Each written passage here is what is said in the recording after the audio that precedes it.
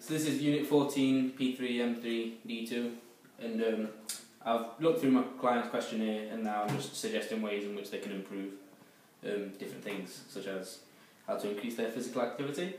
So I've found many different things you could do to improve your levels of physical activity, and some of these things include that I would suggest that you walk to and from college every day. This doesn't only save you money, like with buses and petrol, if you can drive, but the walking will obviously help you burn fat, as well as the fresh air being generally good for you. And there are also some studies that suggest that walking can lower your stress levels, and so a good walk after a stressful day will help you to wind down and relax. And I've done that also because on his questionnaire he's put that he's quite stressed when he goes to college and work, so this will obviously reduce those stress levels and make it overall better. So that's the physical activity. How to control your alcohol consumption. I've put that you don't really have an out of control alcohol consumption, so there's no real need to worry about it a lot. So it's not like a major concern. But it is better for your body if you don't drink any alcohol, but obviously it's kind of hard to do that. So just try and drink something like a substitute drink, such as something like a smoothie or something a bit healthier, and it will just mean that your body's getting a lot more nutrients rather than just the alcohol that you're getting in. You could also go on like a detox, so you can just drink nothing but smoothies, and some people drink just hot water, which it's okay, but at the same time you're not getting as much nutrients as you would in like a smoothie or something like that. If your alcoholism does get out of control, then obviously there's loads of self-help places and rehabilitation centres and stuff that you can go to that I can talk more about if it ever does spiral out of control. Right. How to combat smoking. You mentioned in your questionnaire that you smoke between 20 and 40 cigarettes a week, and this is quite bad, and it's obviously having a negative effect on your body, especially your lungs, because the tar build-up is affecting the lungs and affecting your breathing and stuff. And I'd like to tell you to just stop, but obviously it's never that easy with smoking. So my advice would be just to cut down the amount you smoke every week to eventually being zero. So like, you're smoking 20 to 40 a week now, just try and cut down to just 20, or let's say it's around 30 then if it's 20 to 40. Just try and cut down to about 20, and then in a few weeks' time try and cut down again to say 15, and then just keep gradually cutting down like that, and it'll be a lot better for you and a lot better for your body. And this is quite a high priority, as it means that your body can work more effectively because there's not much pressure on the lungs, so you can obviously take in more oxygen and expel more carbon dioxide. There are various ways you can combat smoking, such as you can call the NHS helpline. They'll help you through it a lot, and you'll have someone to talk to, and like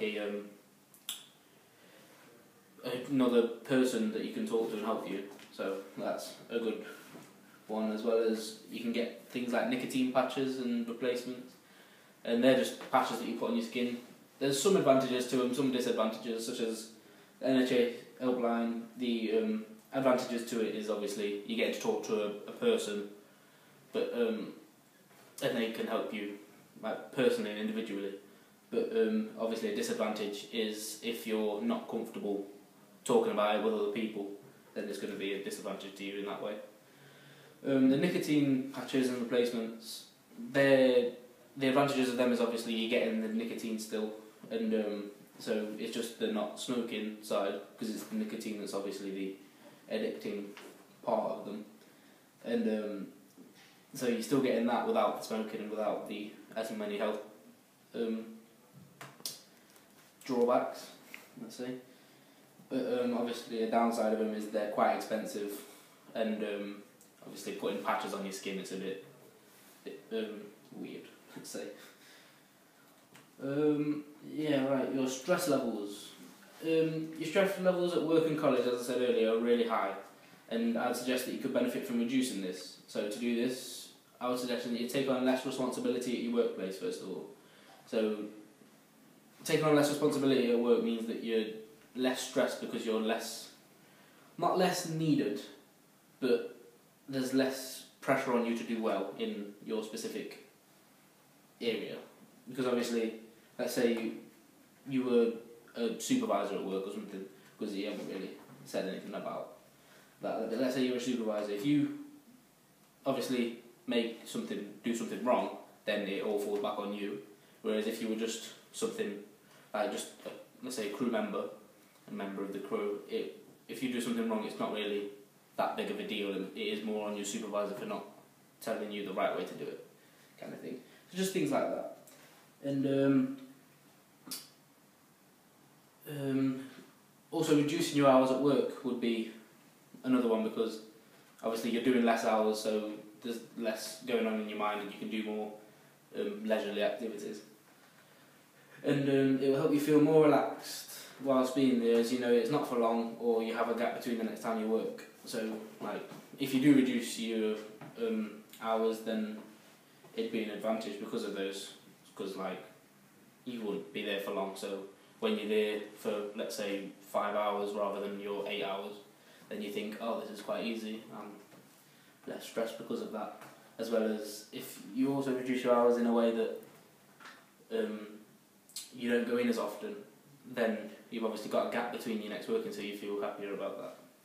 A disadvantage to that though is obviously you won't be getting as much money, and you won't be able to buy as many things, but obviously you can just work that out as what you need and what you don't need, and things like that. For your college stress levels, I'd suggest that you get up to date with your work as soon as you can, because obviously being behind with your work is a stressful thing, because obviously you don't know what's going on, you don't know, you know you need to do it, but you keep putting it off and stuff like that. So just get up to date with your work, and then after you've got up to date with your work, you can get to working at a comfortable pace rather than leaving it all to the last minute, and you can just do it easily like that. Yeah, that will do. Also, for stress management, let's say, you can do loads of different breathing techniques. So like, that just relaxes you and calms you down more, as well as set goals for yourself.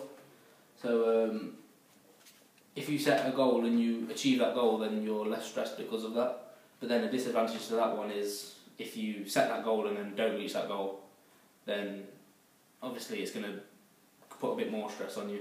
So make sure if you do use the goal setting techniques, then do make them achievable, kind of like a SMART target. And you can get lots of relaxation techniques like yoga and Pilates and things like that. Just help you relax and keep your stress levels down. Let's move on to diet. So benefits of keeping a steady diet include that there isn't much weight gain if you're eating the right things or what is needed. So it means that you're not carrying excess weight, you're not putting weight on, like you're not building up fat and body fat. So you can move around easier, you can you haven't got as much weight to carry, so you sometimes become faster and things like that. And it also means that your body can get the right nutrients if you're eating correctly. So obviously, like the Eat Well plate, you get in each individual section of it. Also, timing's a good specific thing within diet. So if you're eating really late, then obviously you haven't got much time to burn that food off that you've just ate. So, and as well as if you're eating really early in the morning, then obviously you get hungrier and snack more during the day. So make sure you set good timings of when you eat your food and try not to snack in between. But obviously, with your questionnaire, you've said that you wanted to be able to run further.